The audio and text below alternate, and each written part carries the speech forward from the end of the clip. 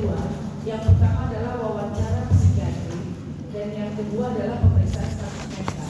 Ya, di koas nanti ini akan dipraktekkan.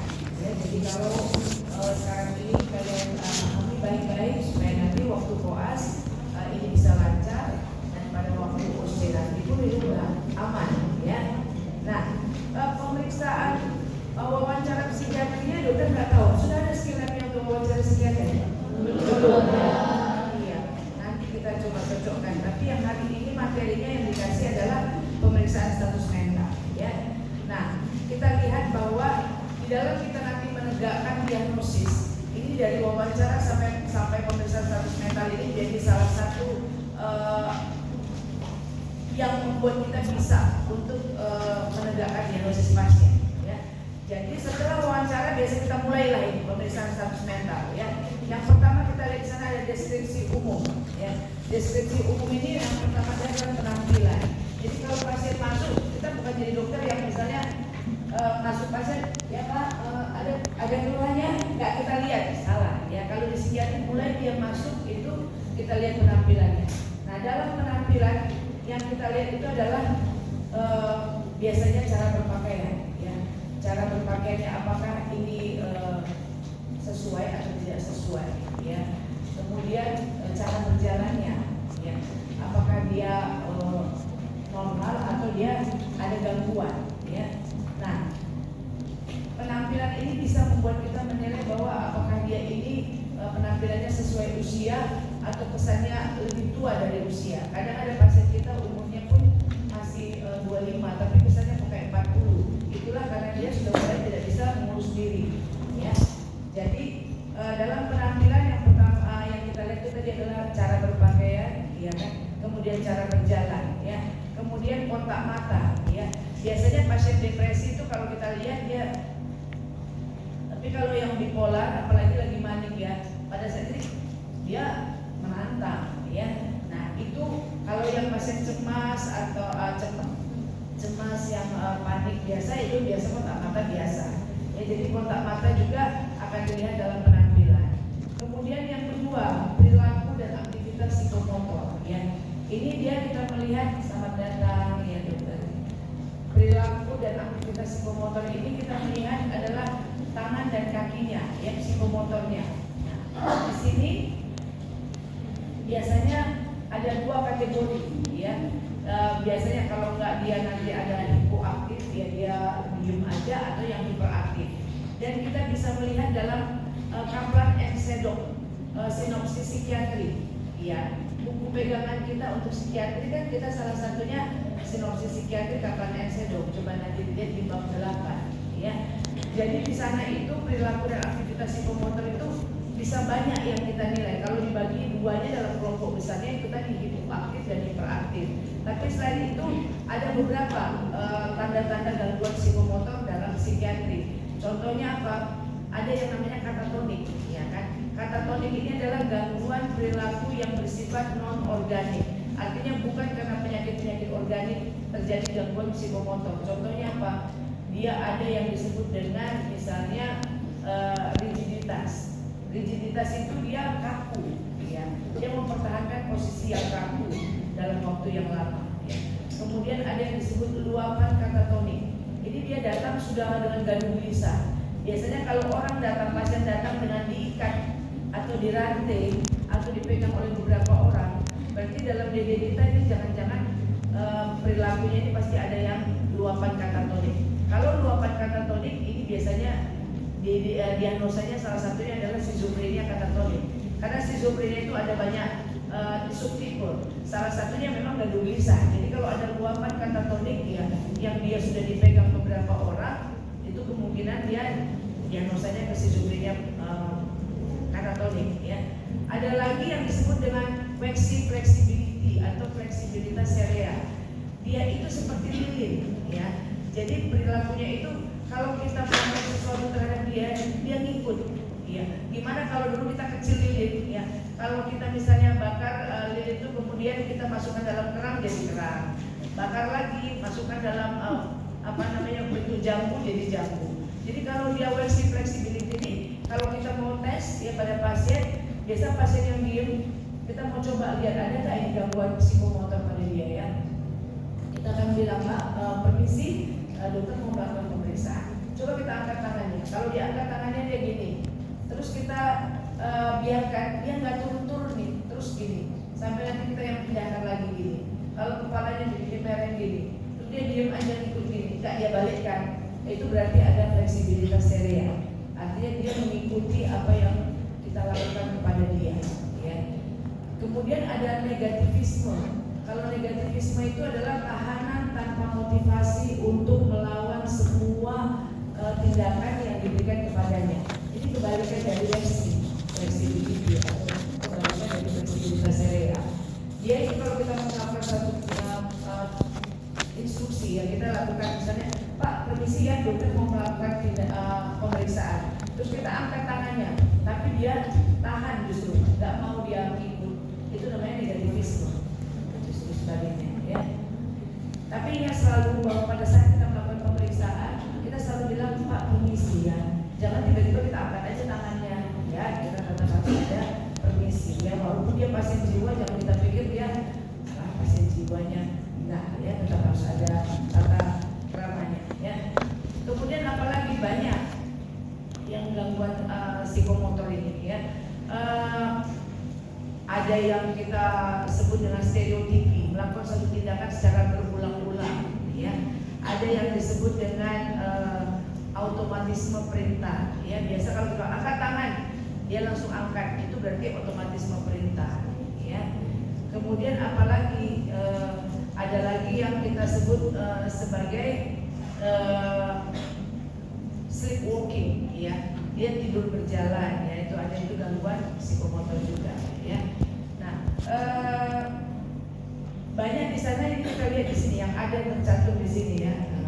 Di sini ada yang disebut ekopraksia, ya. Kalau ekopraksia itu adalah tindakan yang seperti latah, ya. Melakukan satu tindakan yang otomatis secara psikopatologis, ya. Kemudian di praktik tadi udah agitasi, itu juga gelisah, ya, mobilitas tadi kamu, fleksibilitas yang seperti tadi, ya. Nanti dilihat lagi manerisme, ya. Manerisme ini adalah satu tindakan perilaku yang sudah mendarah daging, ya. Ada orang misalnya suka yang kadang-kadang seperti itu, ya, yang kadang-kadang dia ada tangannya yang seperti itu ada yang seperti sudah manerisme, ya, yang sudah mendarah daging. Tik itu adalah gerakan otot, ya, yang tidak disadari, gitu, ya. Nah, ini nanti bisa kalian lihat banyak di Kaplan Sedok, ya. Jadi yang penting targetnya adalah psikomotor, ya, tangan dan kakinya. Kemudian kita pindah kepada sikap terhadap pemeriksa, ya, di atas itu, ya. Sikap terhadap pemeriksa ini kita hanya bagi dia kooperatif atau non kooperatif, ya. Kalau kita nanya sama dia, selamat pagi Pak, ya, Bapak datang kemari, keluhannya apa? Kalau dia jawab, nah ini berarti kooperatif, ya. Kalau dia, Bapak keluhannya apa? Entah kemana lah dia lihatnya, Pak izin, dokter nanya ini supaya dokter bisa menolong Bapak. Bapak keluhannya apa? Ini berarti tidak kooperatif, ya. Kemudian kita masuk kepada mood dan afek, ya. Nah, mood ini, ya, kalau nanti dilihat dalam Kaplan Sedok di sinopsis psikiatri, ya, mood ini adalah emosi. Kita mulai dari afek lebih bagus. Afek itu adalah ekspresi emosi, ya, ekspresi emosi yang kadang-kadang tidak konsisten dengan emosi yang dia laporkan. Maksudnya gimana? Pada saat pasien bercerita, kita lihat ekspresi emosinya. Kadang ada yang bilang, iya kan dok, iya, saya kan sebetulnya kali saya itu lebih senang kali lah dok. Kenapa?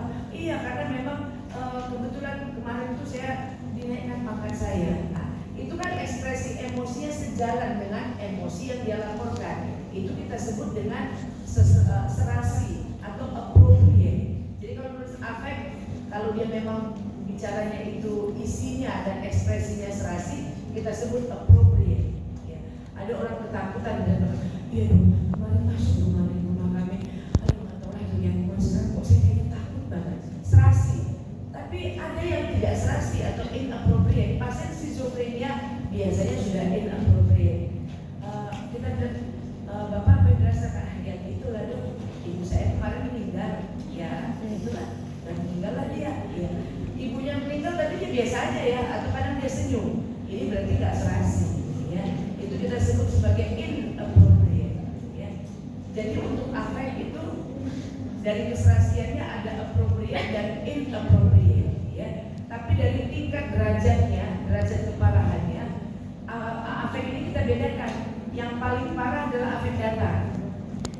Kalau afek datar, ya kita wawancara pun, ya kita lakukan pemeriksaan pun, ya dia melakukan, dia bicara, biasanya kita bilang Pak, ya Bapak apa keluhannya?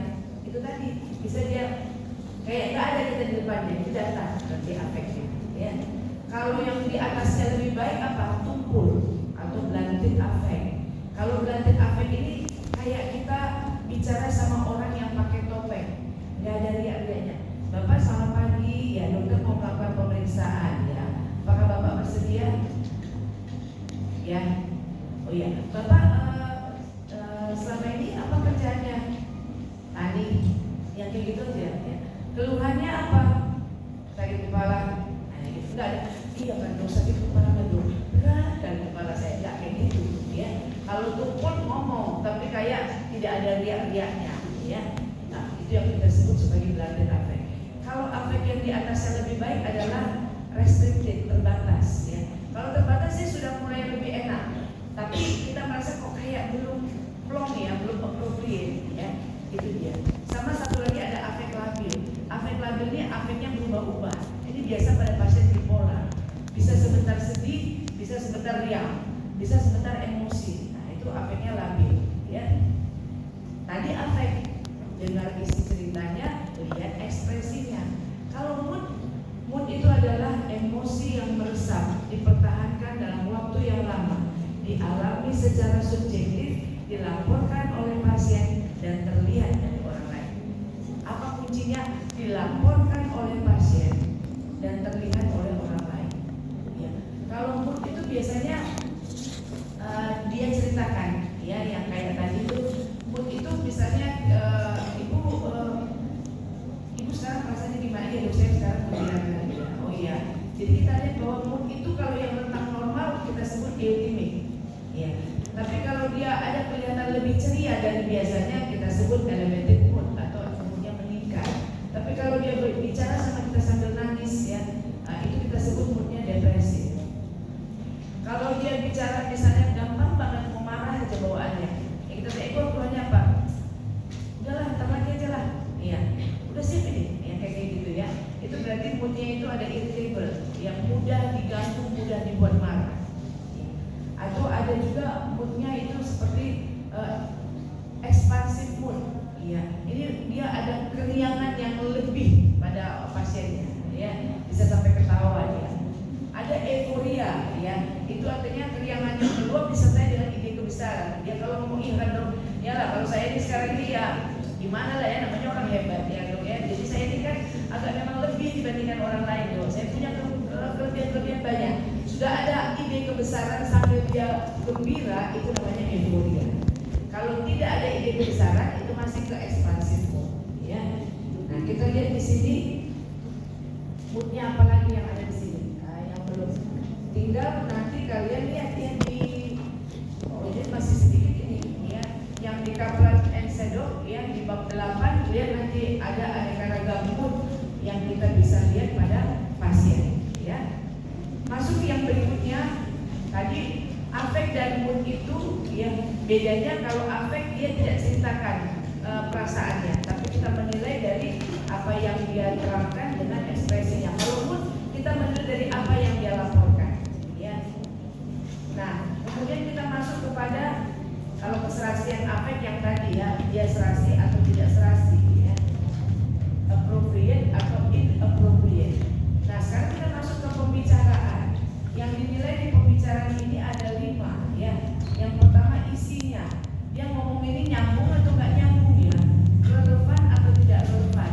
Kalau kita tanya ibu apa keluhannya, memang ada banyak kali lah orang yang nggak suka sama saya, ya, nggak nyambung ya. Berarti kita bikin isi tidak relevan ya. Kalau masih nyambung kita bikin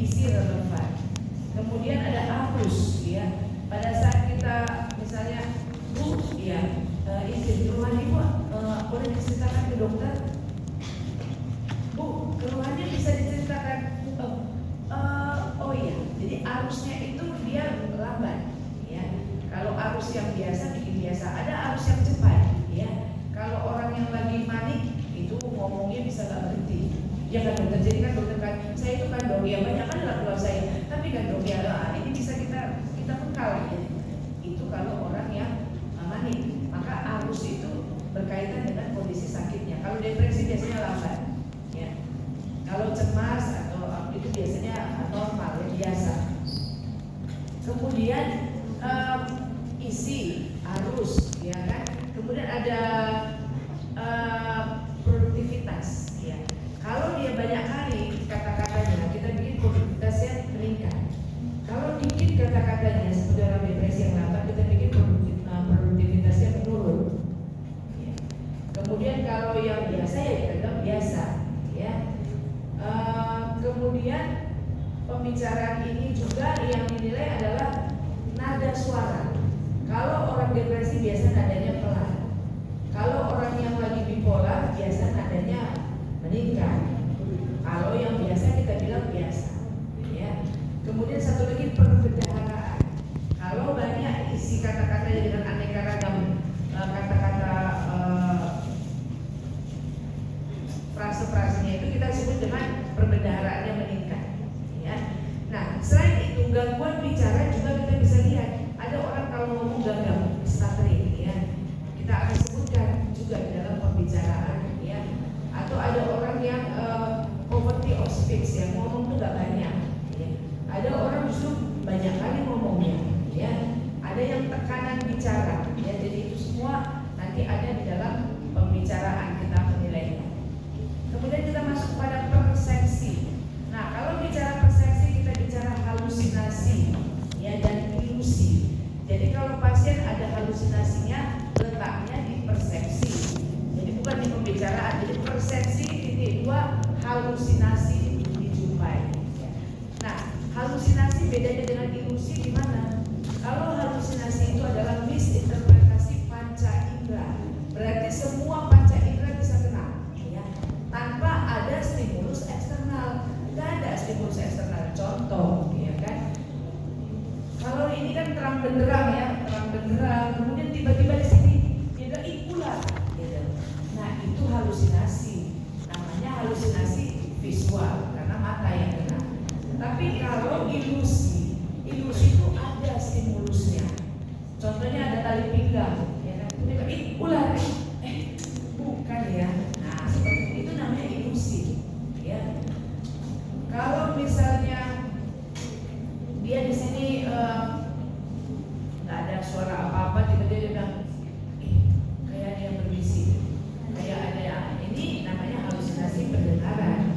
Tapi kalau misalnya dia duduk di bawah pohon, kemudian ada angin bertiup, kemudian kadang-kadang kayak orang berbisik, ya, mungkin itu kayak gesekan daun-daun yang seperti itu, ya. Nah, halusinasi mengenai panca indera. Kalau mata kita bilang halusinasi visual. Kalau di telinga kita bilang halusinasi auditory. Kalau dia di penghidup kita bilang sekarang bukan penciuman, ya. Kalau dia bilang bau darah, ya, enggak, kata orang, iya bau darah tadi. Biasa bau darah, bau busuk, ya kan. Kemudian bau bensin, ya, itu yang paling sering halusinasi penghidup, ya. Tapi bisa yang lain, ya. Kemudian kalau pada lidah kita sebut halusinasi gustatory, pengecapan. Kayak ada racunnya ini, baksonya, gitu. Nah, kalau kamu bilang enggak lah, masa ada racunnya sih? Iya. Atau basi dia bilangnya. Nah, itu halusinasi gustatory. Satu lagi pakai kulit, ya. Jadi dia bilang ini halusinasi taktil, ya. Dia bilang ada yang sentuh saya, atau ada yang tolak saya, atau ada yang berjalan di kulit saya. Itu kayaknya kayak ada laba-laba lah di kulit saya, padahal nggak ada apa-apa, ya. Itu namanya halusinasi. Nah, ingat, halusinasi ini ada dua yang bukan patologis. Artinya kalau kita ngalamin itu jangan takut kali, ya, bukan berarti kita sakit. Yaitu ada halusinasi hipnagogik dan hipnopompik. Hipnagogik itu halusinasi saat kita mau tidur, kan udah ngantuk banget kita ini, ya kan. Tapi kita kayak ada bayangan itu belum berarti benar-benar halusinasi visual. Jangan-jangan karena ngantuk beratnya kita itu kok kayaknya ada setelan gitu ya. Itu kita perlu uji lagi. Sama hipnopompik. Hipnagogic waktu mau tidur, hipnopompik berbangun yang belum sadar sepenuhnya. Kok kita lihat kayak ada yang lewat gitu ya. Oke. Itu persepsi ya. Ada halusinasi, ada ilusi. Kemudian ada pikiran. Nah, kalau proses pikir ini kita nilai ada dua, bentuk pikiran dan isi pikiran. Bentuk pikiran ada dua juga, ya, bentuk umum dan bentuk spesifik. Kalau bentuk umum pikiran, ya, itu biasanya kita sebut misalnya contohnya psikotik. Ya, psikotik ini nama lain untuk kalau dia schizophrenia, itu dia biasa kita bilang ini pasien psikotik. Ya, psikotik itu yang RTA-nya sudah terganggu. Ya. Arti dari psikotik itu tidak mampu membedakan antara fantasi dan realita. Ya. Itu kalau ada pada pasien, maka kita tulis itu dalam proses pikir. A. Bentuk pikiran. Titik 2. Umum dijumpai psikotik karena ini bentuk umum pikiran yang terganggu. Ya. Kemudian apa lagi? Ada autistik, berpikir autistik. Berpikir autistik adalah berpikir yang terfokus pada dunia dalam dan pribadi. Maka kalau ada orang yang senyum sendiri, kadang ketawa sendiri, ya kan? Nah, itu jangan-jangan dia punya, ya, ada berpikir tentang dunia dalam dan bersifat pribadinya, ya. Jadi kalau tanya, kenapa kok ketawa? Enggak apa-apa, gitu, ya kan? Nah, jangan sampai kalian nanti, iya, kalau udah capek, kan stres sekali kuliah ini, ya kan? Akhirnya mau bisa senyum ya, jangan sampai ya. Itu masuk dalam bentuk pikiran yang umum, masih gangguan umum ya, bentuk pikiran ya. Ada lagi apa? Ada lagi yang misalnya berpikir magis ya, berpikir magic ini adalah cenderung percaya kepada hal-hal yang bersifat gaib tadi ya. Ada lagi yang lain ya, tapi nanti kalian lihat di Kaplan and Sedok bab 8 ya. Ini contohnya. Nah, itu bentuk umum pikiran. Selain itu kita juga menilai bentuk spesifik pikiran. Itu contohnya apa? Ini banyak ya. Mulai dari yang sirkumstansialitas, tangensialitas. Ini dua yang dekat. Bedanya di mana? Kalau sirkumstansialitas itu ya, selamat datang. Jadi kalau sirkumstansialitas ini, dia ini kalau ngomong tuh berbelit-belit, tapi nanti sampai ke tujuan. Ya misalnya Bapak keluarnya apa? Jadi kan dong saya kan memang hidup saya berkali lagi ya. Dari dulu memang saya ini banyak kali tekanan. Nggak tahu lah istri saya dulu itu susah kali mengerti saya. Udah panjang nanti dia bilang keluhan saya sakit kepala, ya susah tidur ya. Itu kita nunggunya pun agak lama ya. Tapi untungnya sampai ke tujuan. Itu sirkumstansialitas. Kalau tangensialitas tak sampai ke tujuan. Jangan capek kali kita tunggu ya. Kalau udah kita pikir oh ini udah lama kali kita tunggu. Oh oke Bu, baiklah ya. Tanya yang lain lagi aja ya. Jangan kita ikut pula sama dia, nggak siap-siap nanti. Itu gangguan bentuk spesifik. Ada lagi yang lain, ada yang disebut dengan neologisme. Dia membentuk kata-kata baru ya yang dia sendiri yang ngerti. Ya. Kemudian apa lagi ya? Ada yang flight of ideas. Flight of ideas ini adalah pergeseran kata-kata secara cepat, ya, tapi masih bisa dimengerti. Ya. Dia kalau ngomong tuh pindah-pindah topik, ya kan? Nah itu flight of ideas. Ya. Kalau yang lebih parah dari flight of ideas adalah yang kita sebut dengan, di sini ada kayak, ada satu lagi, dulu sirkumstansialitas, blocking. Blocking itu adalah kalau kita bicara tiba-tiba dia berhenti, iya, dia tidak jawab lagi. Itu berarti dia ada gangguan spesifik bentuk pikiran yang sifatnya blocking. Ya. Kemudian ada word salad di sini. Word salad ini kayak gaduh-gaduh kata ya, gabungan frase-frase yang kadang-kadang susah untuk bisa dimengerti. Tapi ada lagi yang disebut dengan crank association. Crank association ini ada persamaan bunyi di ujungnya. Jadi kalau dia ngomong tuh kok kayaknya biasanya saya bilang kayak kentang, rantang, pantang, nggak ada artinya. Tapi akhirnya kok tang. Gitu.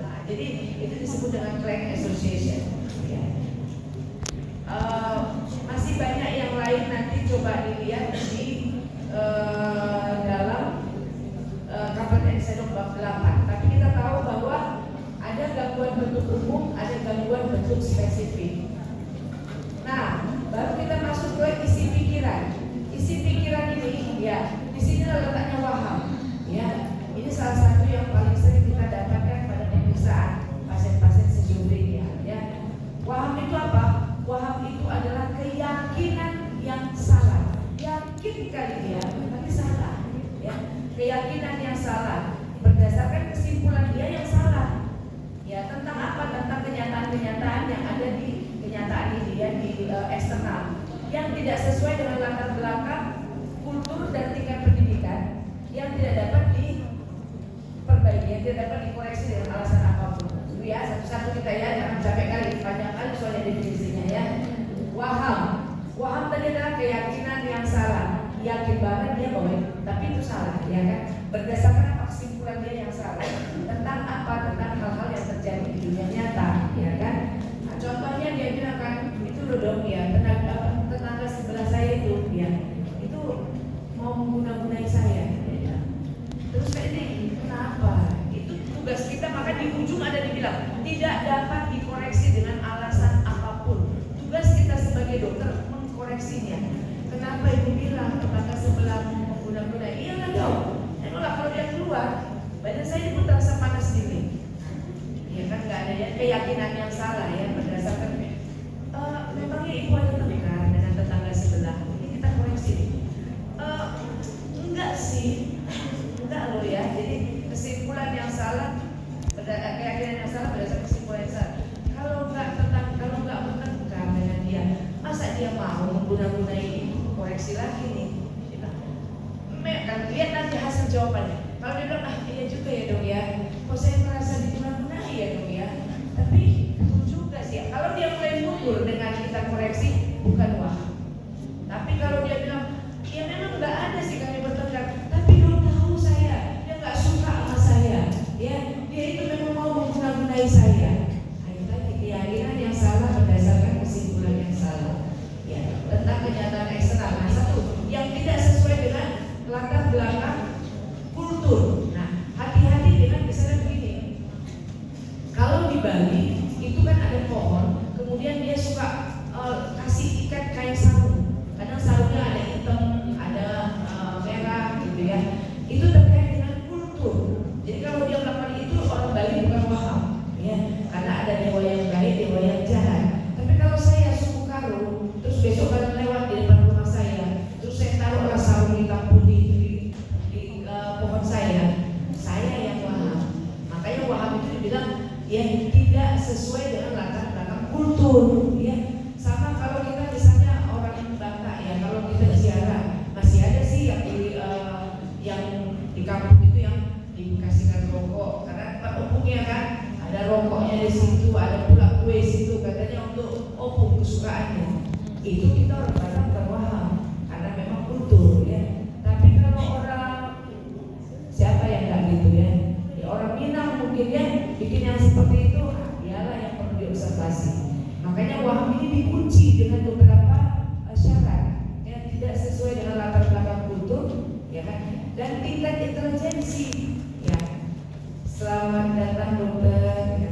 Tingkat intelijensi maksudnya gini, kalau yang tamat SD kelas 2 nggak tahan, terus dia bilang hati-hati kalau dapat uang besar itu harus permisi lah kita, ya kita ada penunggunya, ya dibilang jadi kalau kita lewat kita bilang lah permisi ya karena dia cuma tamat kelas 2 SD, tidak sesuai dengan tingkat intelijensi. Tapi jangan pula lah kita yang sudah mahasiswa FK terus kita bilang hati-hati lewat dari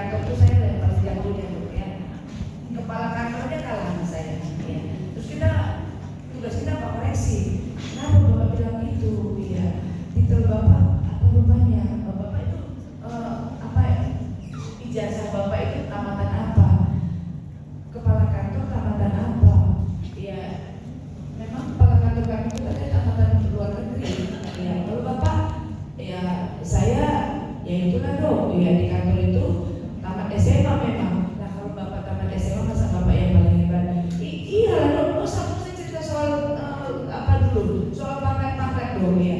Itu nggak masalah, itu tapi saya yang paling hebat. Nah ini baru waham kebesaran ya. Tugas kita koreksi dulu. Selain waham kebesaran ada apa lagi seperti guna-guna tadi, itu namanya waham persekutorik. Ya, kita merasa dalam ancaman. Waham persekutorik banyak. Kita merasa kayak diguna-gunai, diikuti, disadap teleponnya, ya. Kemudian apa namanya mau dibunuh, ya. Kemudian kayak diamat-amati, ya. Itu semua sifatnya ditipu, ya. Itu waham persekutorik. Ya.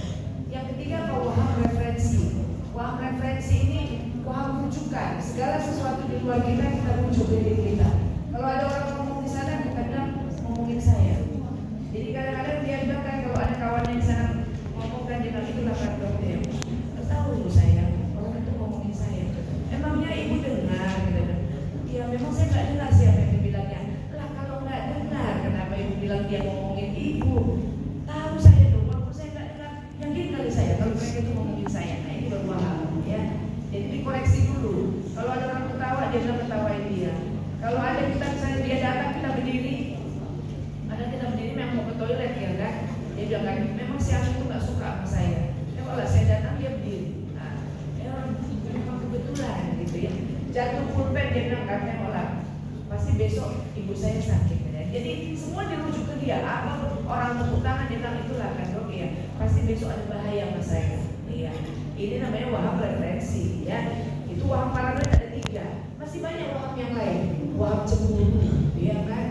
Bahwa kadang-kadang dia bilang bahwa pasangannya itu selingkuh. Kenapa kok bisa dibilang selingkuh? Iya kan tahu saya dong ya. Dia kalau jumpa sama perempuan yang lain dong ya, pasti dia senyum. Nah kalau senyum memangnya pasti selingkuh. Tahu saya dong maksud senyumnya itu artinya bahwa ya aku jatuh cinta sama kamu. Yang mana gitu ya, pendeknya ini namanya waham ya kan. Mau dikoreksi pun nggak masuk akal ya. Dia tetap yakin bahwa pasangannya selingkuh ya. Oke. Itu isi pikiran ya. Selain waham ada nggak isi pikiran yang lain? Ada, yaitu fobia. Fobia itu adalah gangguan isi pikiran, adalah ketakutan yang irasional ya. Kemudian apa lagi? Ada banyak ya. Ada preokupasi. Jadi pikirannya asik ke situ aja, itu namanya preokupasi ya kan. Ada obsesi ya, ada egomania ya, ada monomania. Jadi itu nanti kalian bisa lihat di kapan Ensedor sebetulnya ya. Nah, ini cerita tentang isi pikiran ya. Kemudian kita cerita tentang masuk lagi dalam pemeriksaan status mental kita, sensorium dan kognisi. Sensorium ini kita dapati di sana kita harus menilai kesadaran.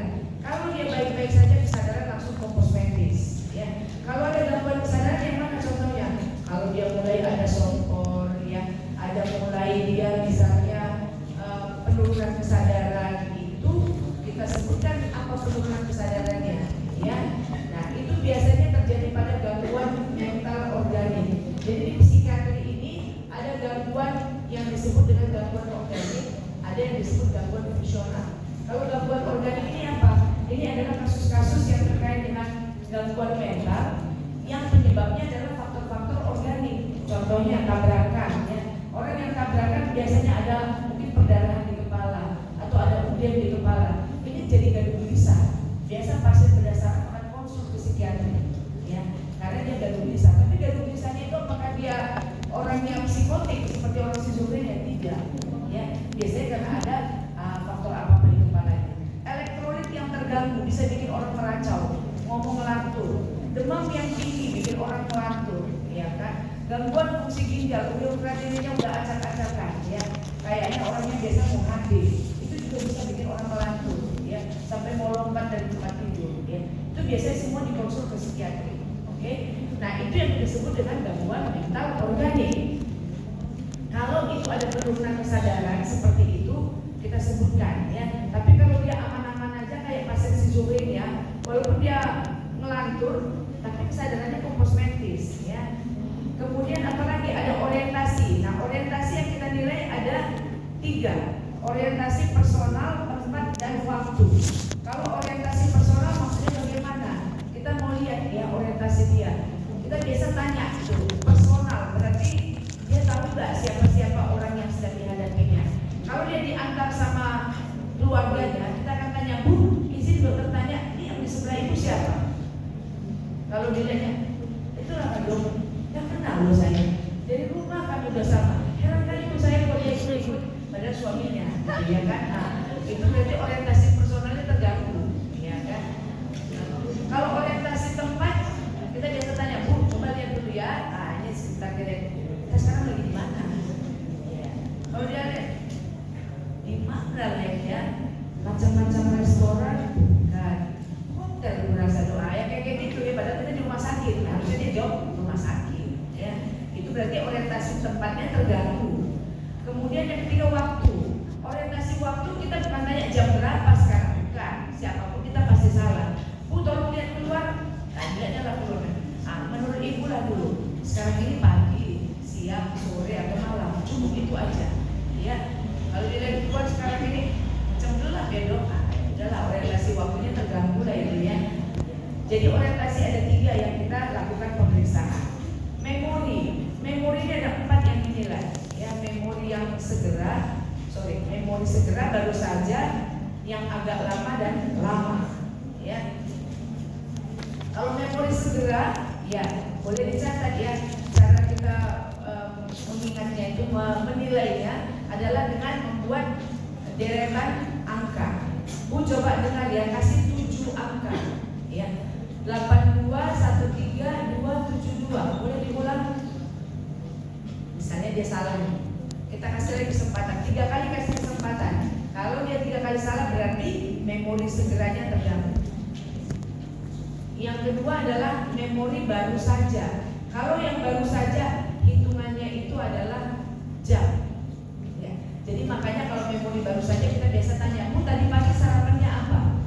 Bayangan kita dia berangkat dari rumah sarapan sampai jumpa kita udah lewat sejam. Ya kan? Baru kita konfirmasi sama yang nganter lah. Kalau tanya, Bu tadi sarapannya apa? Apalah tadi nasi gurih. Tanya sama yang ngantar, iya tadi sarapan nasi gurih. Walah dong, enggak belum sarapan Bu. Nah, berarti memori baru saja terganggu. Ya. Selalu harus konfirmasi sama yang mengantar. Kalau dia ada yang ngantar ya. Biasa pasien-pasien psikotik itu diantar. Tapi kalau pasien yang masih non psikotik, yang masih kognitif yang baik kayak cemas, itu bisa juga sendirian. Ya. Nah kemudian ada memori segera baru saja agak lama. Yang agak lama itu adalah kegiatan yang sudah sifatnya bulanan, ya, bulan minggu sampai bulan. Ya. Biasanya kita akan melihat apalah yang peristiwa yang agak semua orang bisa tahu selama dalam hitungan bulan. Apa yang paling terasa sekarang? Apa? Longsor ya. Misalnya, tapi itu kalau dia memang mengikuti ya, itu boleh lah ya. Kemudian kita tanya sama keluarganya, dalam bulan yang lalu ada nggak kegiatan, ada nggak kejadian di rumah, ya. Baru nanti kita tanya sama dia. Kalau yang tahunan nanyanya SD di mana, SMP di mana, SMA di mana. Tanya lagi sama pendamping, benar nggak yang dia jawab? Itu untuk memori, ya kan? Nah, kemudian kita masuk konsentrasi dan perhatian. Kalau konsentrasi ini kita menilainya dengan membuat pengurangan, ya. Biasanya 100 dikurang 7, dibikin sampai 6 sampai 7 kali.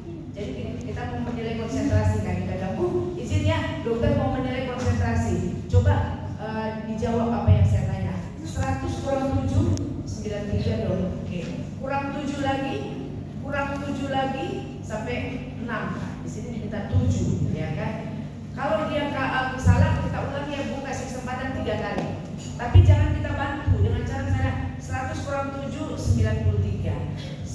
Kurang 7 lagi, jangan kita kan tadi udah 93 Bu, kurang 7 lagi, nggak boleh. Kita ulang lagi dari awal, ya. 100 kurang, karena kita mau melihat konsentrasi dan perhatiannya. Atau kita bisa menilai konsentrasi dengan eja terbalik. Tapi jangan banyak, hurufnya 5 aja. Dunia. Bu, boleh gak diulang dari belakang ke depan? Nah, jangan-jangan kita putar gak kerja konsentrasi ya. Dunia, tapi 5 huruf aja ya. Rumah. Iya, tolong dibalik ya. Jadi dia kan berkonsentrasi itu ingatnya aja ya kan.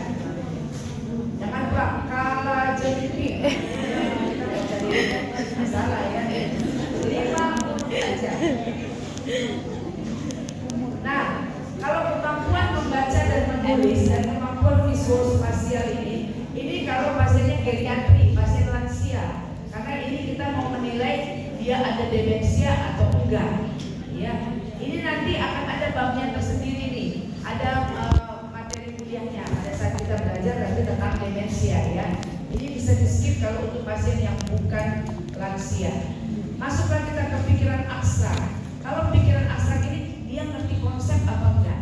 Jadi kita biasanya nanyanya simpel sebetulnya, tapi dia bisa jawab salah ya. Jeruk, apel, apa yang ibu mau tanggapi? Kalau dia bilang sama-sama buah lah dok, udah benar, gitu ya. Semudah itu, tapi pasien bisa sesalah itu menjawabnya, gitu ya.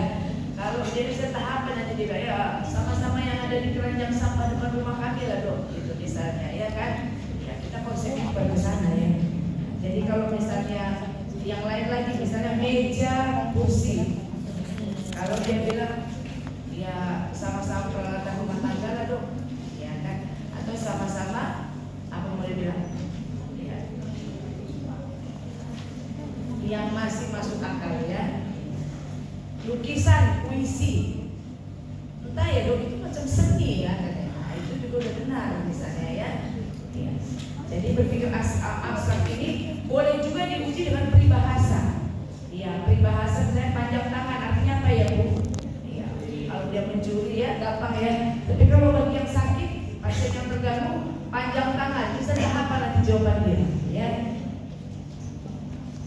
Jadi nanti kalau kalian jadi pasien, jadi misalnya satu pasien satu dokternya, bikin satu yang psikotik lah ya, jawabannya bisa ngelantur ya. Oke. Baru kita masuk kepada pengendalian impuls, ini yang terakhir. Iya. Pengendalian impuls ini untuk kita melihat ya kemampuannya untuk mengendalikan impulsnya ya. Biasanya kita boleh tanya di rumah seperti apa dia ya. Impuls ini ada yang seksual, ada yang emosi, ya.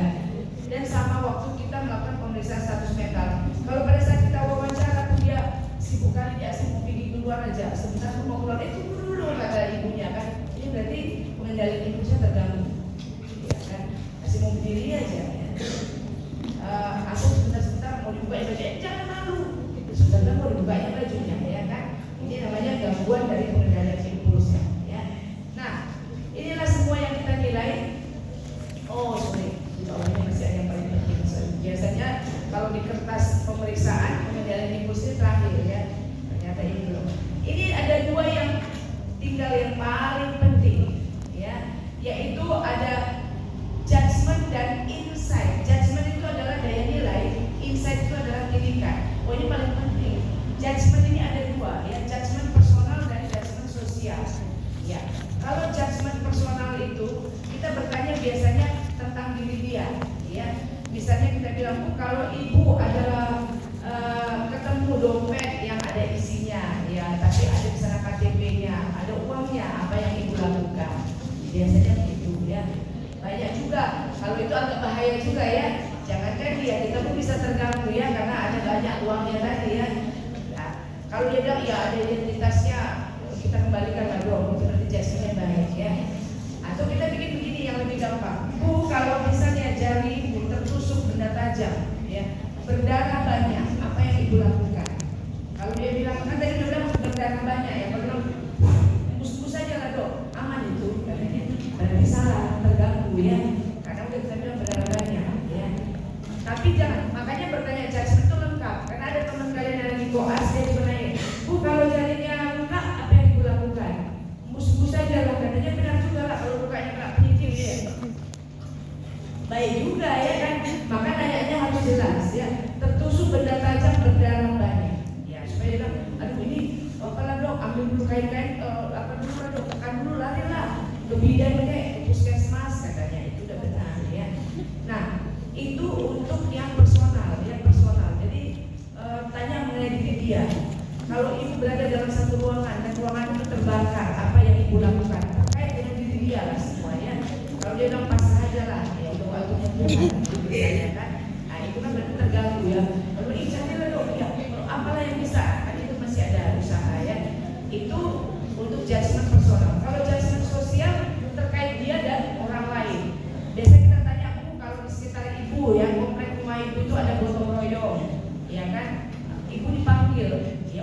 ikut apa yang ibu lakukan. Ya kalau dia bilang ya bantu-bantu lah dong, namanya itu orang bekerja, ya sudah lah kita udah bagus lah itu, kan? Tapi kalau dia bilang udah lah dong, ngapain lagi kita ikut ya? Itu kan orang itu nggak ada kerjanya, makanya gitu terus saja ya, itu baru terganggu ya. Sosial itu terkait. Bisa tanya ibu kalau ibu nyebrang ada lansia nih yang pakai tongkat di samping ibu, apa yang ibu lakukan? Semua yang sifatnya dia dan orang lain ya. Kalau ibu masuk dalam satu ruangan di rumah itu gak ada orang di dalamnya, apa yang ibu lakukan? Paling gak dia kan beri salam lah kan. Kalau yang Kristen biasa salam ya kan. Atau kalau yang Muslim pakai apanya ya, ada dia salamnya. Atau ketuk izin, ya ada orang di rumah kan gitu ya. Ada lah etikanya ya. Itu yang terkait dengan sosial. Itu aja. Kalau dia terganggu, bikin terganggu. Kalau dia bagus, bikin baik. Tilikan terakhir. Tilikan ini ada 6 derajatnya. Ya, ini juga untuk menentukan apakah dia terganggu atau enggak. Ya, kalau tilikan derajat 1, ya insightnya derajat 1 itu dia menyangkal penuh kalau dia sakit. Ya, jadi biasanya kita bilang ibu kemarin kenapa ada keluhan? Enggak ada tuh. Gitu pula itu kan. Jadi kalau ibu tahu kan di rumah sakit, kenapa ibu datang? Enggak tahu. Disuruh ini orang ini dia tanya dong, ya orang ini yang sakit ini. Dia tunjuklah misalnya suaminya gitu ya kan. Terus kita baliklah, kata dok, malah dok, ya udah cakap-cakap sendiri dok, udah menghancurkan barang. Tapi kalau dia ditanya, ibu yakin gak ada keluar? Enggak, semua baik. Nah inilah yang derajat 1 ini. Biasa derajat 1 ini yang paling parah ini. Ya. Menyangkal penuh dia sakit. Ya. Kalau derajat 2 mengakui dia sakit, tapi pada saat yang sama dia sangka. Jadi kalau kita bilang, ibu kenapa kemarin? Ibu tahu ini poliklinik apa? Ini bacaannya sih jiwa dong ya. Kalau gitu ibu ada keluhan. Memang akhir-akhir kok saya kayaknya suka cemas ya dok ya. Tapi enggak dok ya, enggak. Aman. Nah ini dia. Ngaku dia sakit, tapi pada saat yang sama dia sangka. Itu derajat 2. Kalau derajat 3 dia mengaku dia sakit, tapi dia kalau dia udah mengaku dia sakit, baru kita tanya kenapa ibu sakit. Barulah muncul. Kalau derajat 3 itu dia menyalahkan faktor di luar dia sebagai penyebab. Kalau kita tanya, ibu kenapa kemarin? Iya dong, saya agak sering kepalanya berat, tidurnya terganggu. Lalu kita tanya, kenapa sakit? Kalau dia bilang itulah dok, karena pekerjaan saya, karena bos saya, karena suami saya, karena anak saya, yang menyalahkan itu derajat 3. Yang penting dia menyalahkan faktor di luar dia. Kalau derajat 4 dia ngaku dia sakit. Kalau tanya kenapa ibu sakit, saya pun nggak tahu dong kenapa saya sakit ya. Ya suami baik, ya lumayan lah dong, ya baik lah. Ya anak-anak ada yang apa kali bandel kali, ya bandel-bandel gitu lah dong. Jadi ibu nggak merasa karena mereka enggak juga sih dong. Jadi kenapa ibu sakit? Saya pun nggak tahu lah dong kenapa kok saya sakit. Itu derajat 4. Ya. Kalau derajat 5 ya dia ngaku dia sakit ya. Dia tahu penyebabnya, tapi penyebabnya itu dari diri dia, karena dianya. Jadi dia biasa bilang kenapa ibu sakit? Nggak tahu, mungkin saya ya dok ya, saya yang kurang gimana gitu ya dok, yang kurang kuat lah dok untuk menghadapi semuanya ini. Nah dia lebih melihat ke dirinya. Kalau derajat 6 ngaku dia sakit, tahu dia bawa penyebab dari dirinya, dan dia berjanji berusaha untuk tidak terulang lagi di kemudian hari. Kalau bilang ibu berobatnya yakin apa ya, teratur ya, siap ya. Ada masa waktunya baik. Udah derajat 6 ya. Dan ini taraf dapat dipercaya ini ya, kita yang melihat selama kita melakukan pemeriksaan status mental, ini pasien bisa dipercaya atau enggak ya. Kalau melantur ya dia, berarti pasien tidak dapat dipercaya ya. Oke, siap. Jadi yang pada saat kita melakukannya, nanti kita tinggal ini, kalau kawan kita itu menilainya, yang menilai ini hal-hal poin-poin ini, kita jawab ya dia lakukan itu ya. Oke.